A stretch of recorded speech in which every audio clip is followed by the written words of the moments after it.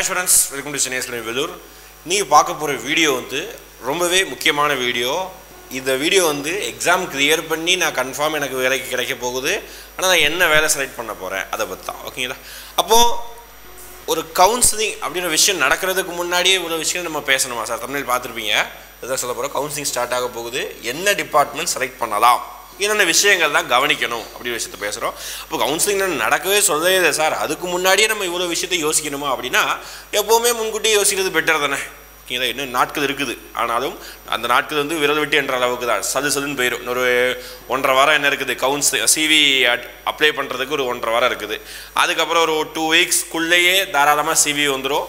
டக்குன்னு அதுக்குள்ளே என்ன சிவி டேட்டில் அனௌன்ஸ் பண்ணிட்டாங்கன்னா டைம் வேகமாக ஓடிடும். அதுக்கப்புறம் நம்ம யோசிக்க கூட டைம் இருக்காது. அதுக்கப்புறம் நிறைய பேர் பண்ணக்கூடிய தப்புகள் அங்கே போயிட்டு அதுக்கு முந்தின நாட்கள் தான் உட்காந்து என்ன டிபார்ட்மெண்ட் போட்டு மண்டையை போட்டு குழப்பிக்குவாங்க. அதனால் இப்போவே நீங்கள் என்ன யோசிச்சுக்கோங்க. ஓகே, இப்போ நம்ம யோசிக்கிறது தான் கிடைக்கும்னு சொல்ல முடியாது. நல்ல ரேங்காக இருக்கிறவங்க உங்களுடைய விருப்பம். நாங்கள் ஒரு டாப் 50 ரேங்க்குள்ளே இருக்கீங்க அப்படின்னா நீங்கள் சொல்கிறது தான் டிபார்ட்மெண்ட், நீங்கள் சொல்கிறது தான் பிளேஸ். ஓகேங்களா? உங்களுடைய விருப்பம் தான். மேபி என்னுடைய ரேங்க் தான் கம்யூனல் கேட்டகரி வைஸ் ரொம்ப தள்ளிதான் இருக்குது, மீடியம் எனக்கு கிடைக்கும், ஆனால் கிட்டத்தட்ட ஒரு மீடியமான லெவலில் தான் இருக்கிறேன் அப்படிங்கிறவங்க உங்களுக்கு என்ன டிபார்ட்மெண்ட் அவைலபிளாக இருக்குது, ஃபஸ்ட்டு எதை தான் ஃபில் ஆகும், இந்த விஷயம்லாம் தெரிஞ்சுக்கோங்க. தெரிஞ்சுக்கிட்டு உங்களுக்கு என்ன டிபார்ட்மெண்ட் விருப்பமானதுங்கிறத பார்த்து செலக்ட் பண்ணி வச்சுக்கோங்க. உங்கள் ரேங்க் ஏற்ற மாதிரி நான் சொல்கிறேன். சரிங்களா? ரொம்ப கம்மியாக இருக்கிறவங்களுக்கு அங்கே கிடைக்கிறது தான், அதுவும் சொல்லிட்டேன். எனக்கு கிடைக்கவே கிடைக்காது, மேபி பார்க்கலாம் அப்படிங்கிறவங்களுக்கும் அதுதான். ஏதாவது டிபார்ட்மெண்ட் கிடைக்கும், இதுக்குள்ளேயாவது நம்ம வேலைக்கு போய்க்கலாம், அந்த மாதிரி தான் இருக்கும். ஆனால் நல்ல ரேங்க்கு, ஓரளவுக்கு மீடியமான ரேங்க் எடுக்கிறவங்களுக்கு அவங்க விருப்பப்பட்ட டிபார்ட்மெண்ட்டும் செலக்ட் பண்ணலாம். அது எப்படி செலக்ட் பண்ணலாம், என்ன விஷயம் கவனிக்கிறது விஷயத்தை பார்க்கலாம். ஓகேங்களா? இப்போ கவுன்சிலிங் ஸ்டார்ட் ஆக போது எப்போ ஸ்டார்ட் ஆகும்னா நாட்கள் இருக்குது, அதை பற்றி பேசுகிறதுக்கு நம்ம அடுத்தடுத்த வீடியோவில் பேசலாம். ஃபஸ்ட்டு என்ன டிபார்ட்மெண்ட் தான் சார் இருக்குது அப்படின்னா, குரூப் 4ங்கிறது போஸ்டிங்கை பொறுத்த வரைக்கும் junior assistant security, junior assistant நான் செக்யூரிட்டி, அப்புறம் typist, steno typist, bill collector, இந்த மாதிரி போஸ்டிங்ஸ் தான். ஆனால் அந்த போஸ்டிங்ஸில் டிபார்ட்மெண்ட் வேரி ஆகும். ஜூனியர் அசிஸ்டன்ட்னா எல்லா டிபார்ட்மெண்ட்லேயும் ஜூனியர் அசிஸ்டன்ட் ஒரு போஸ்ட் இருக்கும். டைப்பிஸ்ட்னா எல்லா டிபார்ட்மெண்ட்லேயும் டைப்பிஸ்ட்ங்கிற போஸ்ட் இருக்கும். அப்போது உதாரணத்துக்கு நான் எழுதி போட்டிருக்கிறது மட்டும்தான் டிபார்ட்மெண்ட் கிடையாது. சரிங்களா? இதை தாண்டியும் எக்கச்சக்கமான டிபார்ட்மெண்ட்ஸ் இருக்குது. நான் உதாரணத்துக்கு ரொம்ப ஃபெமிலியராக எல்லாருக்கும் தெரியக்கூடிய டிபார்ட்மெண்ட்ஸ் நான் இப்போ காமிக்கிறேன். ஓகேங்களா? இப்போ ரெவன்யூ எல்லாருக்குமே தெரிஞ்சது, எல்லாரும் அதிகமாக விருப்பப்படக்கூடிய ஒரு டிபார்ட்மெண்ட்டாகவும் இருக்கக்கூடியது இப்போ ரெவன்யூ டிபார்ட்மெண்ட். அதுக்கப்புறம் பார்த்தீங்கன்னா ரெஜிஸ்ட்ரேஷன் டிபார்ட்மெண்ட், பதிவுத்துறை டிபார்ட்மெண்ட். அதுக்கப்புறம் பார்த்தீங்கன்னா ட்ரெஷரி, ரொம்ப முக்கியமான டிபார்ட்மெண்ட். நிறைய பேர் இது செலக்ட் பண்ணுறது கிடையாது. என்னென்னா கருவூலத்துறை சொல்லுவாங்க. அரசு அதிகாரிகள் எல்லாருக்குமே சம்பளம் போடக்கூடிய ஒரு டிபார்ட்மெண்ட்னாலே இதுதான், கருவூலத்துறை அப்படின்னு சொல்லுவாங்க, ட்ரெஷரி டிபார்ட்மெண்ட். அடுத்து பார்த்தீங்கன்னா மெடிசின் டிபார்ட்மெண்ட், மருத்துவத்துறையில், அதாவது ஹாஸ்பிட்டல் அந்த மாதிரி அது சார்ந்த நிறுவனங்களில் போயிட்டு நீங்கள் அந்த படிச்சிருக்குன்னு அவசியம் கிடையாது, அங்கே போயிட்டு நீங்கள் ஜூனியர் அசிஸ்டண்ட்டாக வேலை பார்க்குறது. அடுத்து ரொம்ப முக்கியமான பிரிசன் டிபார்ட்மெண்ட், சிறைத்துறை. சார் அப்போ ஜெயிலில் போய் வேலை பார்க்கணுமா? அப்படி கிடையாது, சின்ன சின்ன விஷயங்கள் இருக்கும், எல்லாம் பற்றி பேசலாம். அடுத்து பார்த்தீங்கன்னா ஸ்கூல் எஜுகேஷன் டிபார்ட்மெண்ட், அது ஒரு வித்தியாசமான ஜேர்னர். எல்லாமே நான் வித்தியாசமான கேட்டகரி எழுதி போட்டிருக்கேன், ஒரே மாதிரி எழுதி போட்டிருக்கேன். ஸ்கூல் எஜுகேஷன் எடுத்தீங்கனாலே ஸ்கூல் எஜுகேஷன் இருக்குது, டெக்னிக்கல் எஜுகேஷன் டிபார்ட்மெண்ட், இந்த ஐடிஐன்னு அங்கங்கே கவர்மெண்ட்டோட ஐடிஐ இருக்கும்ல, அங்கே போயிட்டு ஜூனியர் அசிஸ்டண்ட்டாக வேலை பார்க்கலாம். அதுக்கு பார்த்தீங்கன்னா ரூரல் டெவலப்மெண்ட் டிபார்ட்மெண்ட். ஓகேங்களா? இது காமனாக எல்லா ஊர்லேயும் இருக்குமே, இதுக்கு அதிகமான வேகன்சி இருக்கும். இது ஒரு நார்மலான இது ரெவன்யூ மாதிரியான ஒரு டிபார்ட்மெண்ட். அடுத்து ஹிந்து ரிலிஜியஸ் டிபார்ட்மெண்ட், கோவிலில் வேலை பார்க்குறது, அப்படி மங்களகரமாக அமைதியாக சாந்தமாக காலையில் போயிட்டு ஈவினிங் வந்துடுறதா நல்ல டிபார்ட்மெண்ட், ஹிந்து ரிலிஜியஸ் டிபார்ட்மெண்ட். எல்லாத்துலேயும் திருப்பி சொல்கிறேன், பாசிட்டிவும் இருக்குது, எல்லாத்துலேயும் நெகட்டிவ்ஸும் இருக்குது. ஓகேங்களா? அடுத்து அக்ரி போட்டிருக்கேன், அக்ரிகல்ச்சர் டிபார்ட்மெண்ட். அடுத்து பார்த்தீங்கன்னா கோஆப்ரேட்டிவ் டிபார்ட்மெண்ட். இப்போது நான் சொன்னது ஒரு டிபார்ட்மெண்ட் தான், ஆனால் அந்த டிபார்ட்மெண்ட்டுக்கு கீழே நிறைய சின்ன சின்ன டிபார்ட்மெண்ட்ஸ் இருக்கும். ஃபார் எக்ஸாம்பிள் இப்போ அக்ரி டிபார்ட்மெண்ட் மட்டும் தான் கொடுத்துருக்குமே தவிர அது கீழே 4-5 டிபார்ட்மெண்ட் இருக்கும். For example where housing department இருக்குது. ஓகேங்களா? இப்போ மெடிசின் டிபார்ட்மெண்ட்லேயே தமிழ்நாடு ஃபார்மசி அப்படின்னு சொல்லிட்டு தனியாக அதுக்கு ஒரு டிபார்ட்மெண்ட். இந்த மாதிரி ஒரு டிபார்ட்மெண்ட் பேருக்கு தான், ஆனால் அதுக்கு கீழே ஹிந்து ரிலிஜியஸ் சொல்லிட்டு டிபார்ட்மெண்ட் தனியாக கிடையாது, எக்ஸிக்யூட்டிவ் ஆஃபீஸர் சொல்லிட்டு தனியாக ஒரு போஸ்டிங், இந்த வார்த்தை இருக்காது நீங்கள் டிஸ்ட்ரிபியூஷன் ஆஃப் வேகன்சியில். எக்ஸிக்யூட்டிவ் ஆஃபீஸர் சொல்லிட்டு தான் போஸ்டிங் போட்டிருப்பாங்க. அப்போ இது மட்டும் தான் டிபார்ட்மெண்ட்டா? கிடையாது, இதை தாண்டியும் நிறைய டிபார்ட்மெண்ட்ஸ் இருக்குது. நான் சொன்ன மாதிரி வேர் ஹவுசிங், டிரான்ஸ்போர்ட், ஓகே, போக்குவரத்து கழகம், நம்ம பஸ் இதெல்லாம் ஓடுது பாருங்கள், டிப்போ, அந்த மாதிரி விஷயங்களை வேலை பார்க்குறதுக்கு. டூரிசம் டிபார்ட்மெண்ட் இருக்குப்பா, டூரிசம் சொல்லிட்டு டிபார்ட்மெண்ட்டு. டெக்ஸ்டைலில் ஹேண்ட்லூம் தனியாக, ஓகே, கவர்மெண்ட்டுக்கு தனியாக இருக்கக்கூடிய வேறு சின்ன சின்ன மைக்ரோ டிபார்ட்மெண்ட்ஸ் குறைக்கும் வரும். ஓகேங்களா? இது இல்லாமல் கோர்ட்டில் போயிட்டு நீங்கள் வேலை பார்க்கலாம். ஓகேங்களா? நிறைய டிபார்ட்மெண்ட்ஸ் இருக்குது, ஆனால் நான் மேஜராக சொல்கிறது. இப்போ இதில் ஒவ்வொரு டிபார்ட்மெண்ட்லேயும் ஒவ்வொரு விதமான விஷயங்கள் இருக்கும். அதுதான் உங்களுக்கு எது அடாப்ட் ஆகணும். ஓகேங்களா? அப்போ அடுத்து நம்ம அதை பற்றி நம்ம பேச போகிறோம். இப்போது உங்களுக்கு இந்த வீடியோவில் ஒவ்வொரு டிபார்ட்மெண்ட்டை பற்றி நீங்கள் உங்களுக்கு தனித்தனி முறையில் எங்களுக்கு வேணும் சார், இப்போ இந்த டிபார்ட்மெண்ட்டை பற்றி எங்களுக்கு சொல்லுங்கள், இந்த டிபார்ட்மெண்ட் பற்றி சொல்லுங்கள் அப்படின்னா கமெண்டில் போய்ட்டு நீங்கள் மென்ஷன் பண்ணுங்கள். எந்த டிபார்ட்மெண்ட் பற்றி உங்களுக்கு தேவைங்கிறத சொல்லுங்கள். For example I need revenue department details அப்படின்னு போட்டிங்கன்னா உங்கள் கமெண்டை பொறுத்து நாங்கள் அடுத்த வீடியோக்களில் ஒவ்வொரு டிபார்ட்மெண்ட்டை பற்றி நாங்கள் பேசுகிறோம். ஃபார் எக்ஸாம்பிள் ரெவன்யூ டிபார்ட்மெண்ட்டாக எவ்வளோ வருஷத்தில் ப்ரமோஷன் கிடைக்கும், அந்த டிபார்ட்மெண்ட்டுடைய ஒர்க் நேச்சர் என்ன, அந்த டிபார்ட்மெண்ட்டில் வேலை பார்த்தவங்களுடைய அனுபவம் என்ன, ஓகே, இது எல்லாத்தையும் குறித்து அந்த வீடியோக்களை பேசுகிறோம். ஒவ்வொரு டிபார்ட்மெண்ட்டுக்கும் நீங்கள் கமெண்ட் பண்ணுறதை பொறுத்து பார்க்கலாம். ஓகே, அடுத்து ரொம்ப முக்கியமான விஷயம் கண்டென்ட்டே அதுதான்.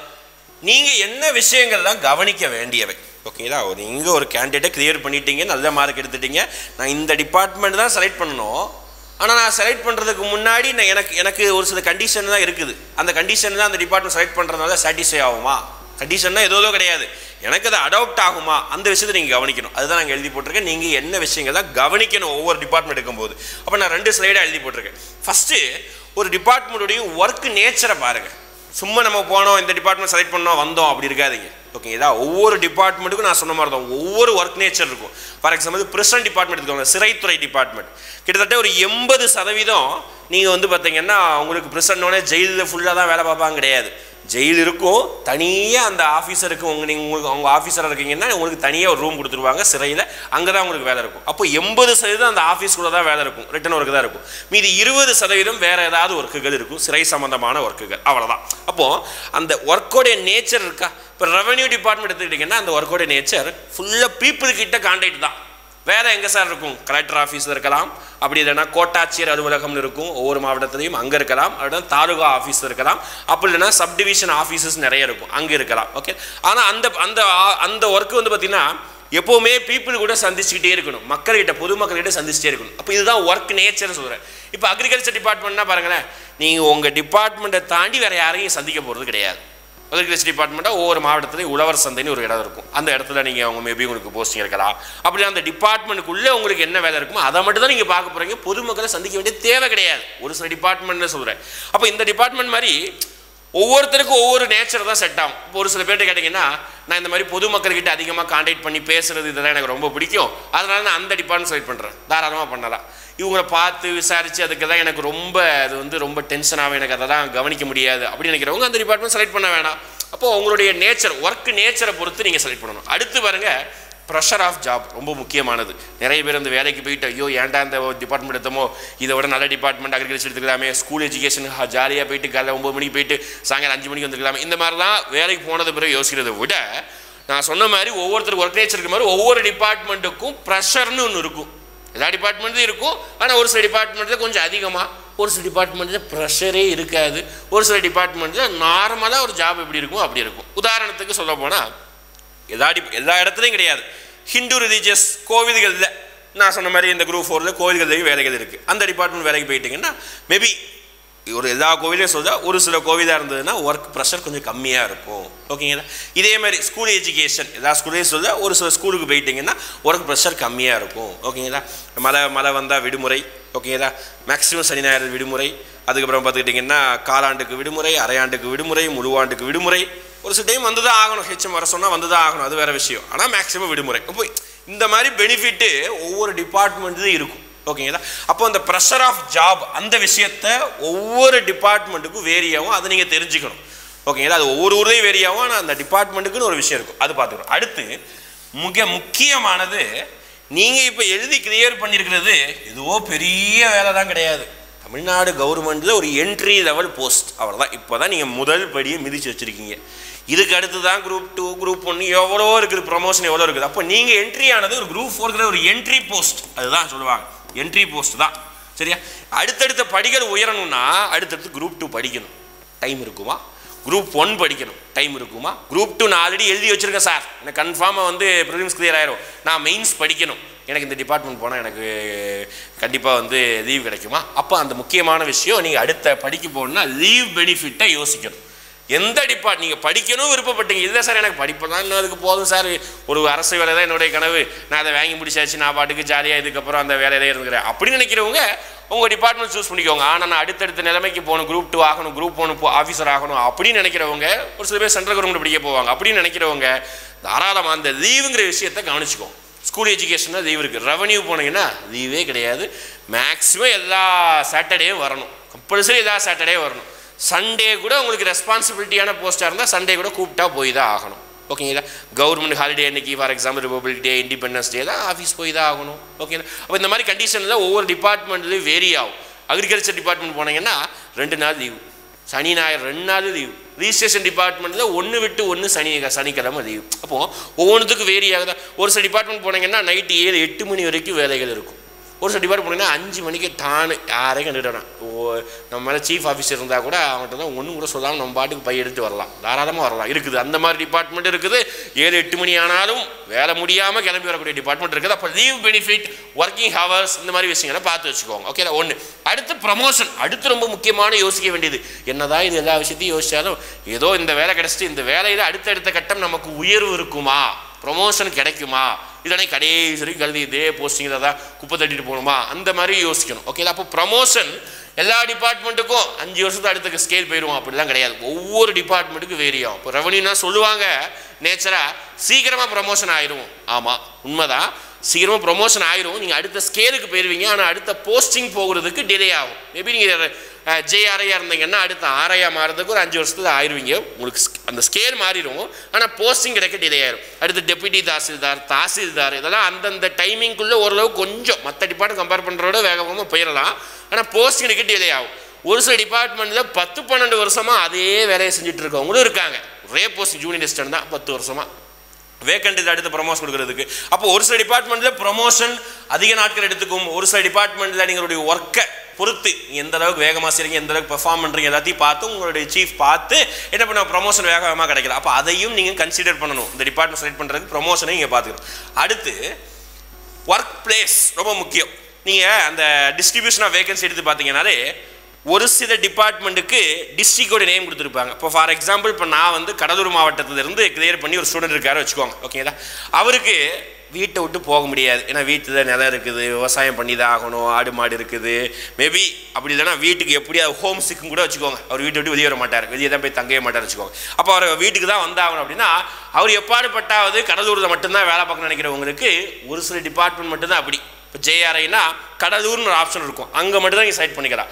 ஆனால் ஒரு சில டிபார்ட்மெண்ட்டில் யூனிட் வந்து ஸ்டேட் யூனிட் கொடுத்துருவாங்க. ரிஜிஸ்ட்ரேஷன் டிபார்ட்மெண்ட், பதிவுத்துறை டிபார்ட்மெண்ட் தான் போனீங்கன்னா இந்த மாவட்டத்தில் தான் எனக்கு வேணும் அப்படின்னு நம்ம சொல்ல முடியாது. தமிழ்நாடு ஃபுல்லாக எங்கே வேலை போட்டாலும் போய் தான் ஆகணும் அந்த டிபார்ட்மெண்ட் செலக்ட் பண்ணால். ஆனால் மீதி ஒரு சில டிபார்ட்மெண்ட் செலக்ட் பண்ணிங்கன்னா இந்த டிபார்ட்மெண்ட் எனக்கு இந்த மாவட்டத்தில் மட்டும் பண்ணால் போதும் அப்படின்னு பண்ணிடலாம், முடிஞ்சு போச்சு. அப்போ ஒர்க் பிளேஸ் வந்து உங்களுக்கு டிஸ்ட்ரிக்ட் மேபி நீங்கள் விருப்பப்பட்டீங்கன்னா செலக்ட் பண்ணிக்கலாம். இது இல்லாமல் ஒரு சில டிபார்ட்மெண்ட்டுக்கு எல்லா இடத்துலையும் ஆஃபீஸே இருக்காது. ஒரு சில டிபார்ட்மெண்ட்டுக்கு எல்லா இடத்துலையும் ஆஃபீஸ் இருக்காது. இந்த இடத்துல மட்டும்தான் ஆஃபீஸ் அப்படின்னு சொல்லிட்டு ஒரு சில டிபார்ட்மெண்ட் இருக்குது. ஃபார் எக்ஸாம்பிள் வந்து நம்மளுடைய ஒன் ஆஃப் த ஸ்டூடெண்ட் வந்து கோகனட், ஓகே, இது அந்த தேங்காய் இது பிரிக்கக்கூடிய விஷயங்கள்ல இருந்து ஒரு ஆஃபீஸ், கவர்மெண்ட் ஆஃபீஸே உண்டு. அது தமிழ்நாட்டில் ஒரு 4-5 இடத்துல மட்டும்தான் இருக்குது. அப்போ அந்த இடத்துக்கு தான் வேலைக்கு, அந்த டிபார்ட்மெண்ட்டில் அந்த இடத்துல வேலைக்கு போகணும்னா அந்த பிளேஸ் 4-5 பிளேஸில் மட்டும் தான் போக முடியும். மேபி பிரிசன் டிபார்ட்மெண்ட்டில் சென்ட்ரல் பிரிசன், மத்திய சிறை அப்படின்னு சொல்லிட்டு தமிழ்நாட்டில் 9 இடத்துல தான் இருக்குன்னு நினைக்கிறேன். வேலூர், அப்புறம் பார்த்துக்கிட்டிங்கன்னா பாளையங்கோட்டை, அப்புறம் மதுரை சென்ட்ரல் ஜெயிலு. அப்போ இந்த மாதிரி டிபார்ட்மெண்ட்ஸ் மத்திய சிறைக்கு தான் போகணும் அப்படின்னா மேபி நீங்கள் என்ன செய்ய முடியும், அங்கே தான் போயிட்டு அந்த டிஸ்ட்ரிக்டில் மட்டும் தான் வேலை பார்க்குறாங்க. சப்ஜெக்ட் கூட இருக்குது, ஆனாலும் சொல்கிறேன். ஓகே, அப்போ ஒர்க் பிளேஸ் வெரி ஆகும். அதுக்கப்புறம் நமக்கு தெரியாதது, ஒவ்வொரு டிபார்ட்மெண்ட்லேயும் பாசிட்டிவ்னு ஒன்று இருக்கும், ஒவ்வொரு டிபார்ட்மெண்ட்லேயும் நெகட்டிவ்ஸ்னு ஒன்று இருக்கும். இதை நம்ம நார்மலாக இப்போ ஃபஸ்ட்டு பார்த்த 5 கண்டிஷனுமே நார்மலாக பேசக்கூடியது, ஒரு அரசு வேலை நார்மலாக பேசக்கூடியது. ஆனால் ஒவ்வொரு டிபார்ட்மெண்ட்டுக்குள்ளேயும் பாசிட்டிவ் நெகட்டிவ் இருக்கும். நிறைய விஷயம் நம்ம ஓப்பனாக சொல்லவும் முடியாது. ஒரு சில விஷயங்கள் பார்த்தீங்கன்னா ஃபார் எக்ஸாம்பிள் பயோமெட்ரிக்னு வச்சுக்கோங்களேன். ஒரு சில டிபார்ட்மெண்ட் பயோமெட்ரிக்கே கிடையாது. நினச்சா 10:30 வரலாம், 11 மணிக்கு கூட வந்துக்கலாம், அட்ஜஸ்ட் பண்ணிக்கிட்டு நம்ம மேலே இருக்க ஆஃபீஸர் அட்ஜஸ்ட் பண்ணிட்டு. ஒரு சில டிபார்ட்மெண்ட் பயோமெட்ரிக் இருக்கும், கரெக்டாக 9:30-10 மணிக்கு வந்தே ஆகணும், வேறு வழி கிடையாது. ஓகேங்களா? அப்போது பாசிட்டிவ் நெகட்டிவ்ஸ் அந்தந்த டிபார்ட்மெண்ட் வேரி ஆகும். மேபி உங்களுக்கு சான்சஸ் கிடைச்சதுன்னா அந்த டிபார்ட்மெண்ட் வேலை பார்க்குறவங்க கூட பேசுங்க. ஆனால் எந்த டிபார்ட்மெண்ட்டில் போய் கேட்டாலும் ஐயோ என் டிபார்ட்மெண்ட்லாம் எடுக்காதப்பா, தொழிலை பிடிச்ச டிபார்ட்மெண்ட் அப்படி தான் எல்லா டிபார்ட்மெண்ட் ஊழியர்களும் சொல்லுவாங்க. இருந்தாலும் அவங்க டிபார்ட்மெண்ட் வந்து கேட்குற போது நீங்கள் இந்த விஷயத்தை கறந்துக்கோங்க. உங்கள் டிபார்ட்மெண்ட் என்ன இருக்குது, பயோமெட்ரிக் இருக்கா, எவ்வளோ நாள் லீவு, எவ்வளோ ஒர்க்கிங் ஹவர், உங்கள் சீஃப் எப்படி இருப்பாங்க, ப்ரொமோஷன் எப்படி இருக்கும், நீங்களாக கேள்வி கேளுங்க. உங்கள் டிபார்ட்மெண்ட் எப்படி இருக்குன்னு கேட்டிங்கன்னா அவங்க புலம்பு தான் தருவாங்க. யாருக்குமே அவங்கவுங்க வேலையை வந்து எல்லாருக்கும் சாட்டிஸ்ஃபை இருக்காது. ஓகேங்களா? ஆனால் இந்த கண்டிஷனை பார்த்து வச்சுக்கோங்க. எதையுமே நம்ம முன்கூட்டியே பார்க்குறதுக்கு நல்லது தான். அதனால தான் டைம் இருக்குது, அதனால நம்ம பார்க்காம இருக்கும் கூட ஒரு சொல்லலை. முன்கூட்டியே பார்த்து வச்சுக்கோங்க, தெரிஞ்சவங்ககிட்ட விசாரிச்சு வச்சுக்கோங்க. நம்மளோட யூடியூப் சேனல்லையும் மேபி பாசிபிலிட்டிஸ் இருந்தால் ஒரு சில டிபார்ட்மெண்ட்டை பற்றி மட்டும் நம்ம பேசி வந்து வீடியோஸ் போடுறதா, எப்படி ப்ரொமோஷன் இருக்கும், எத்தனை வருஷங்கள் ஆவரேஜ் தான், எல்லாமே அக்யூரேட்டாக சொல்ல முடியாது, சராசரியாக எத்தனை வருஷத்துக்கு ப்ரொமோஷன் இருக்கும், ஒர்க் நேச்சர் எப்படி இருக்கும், லீவ் எப்படி இருக்குங்கிற விஷயத்தை நம்ம பேசலாம். ஓகேங்களா? தேங்க்யூ.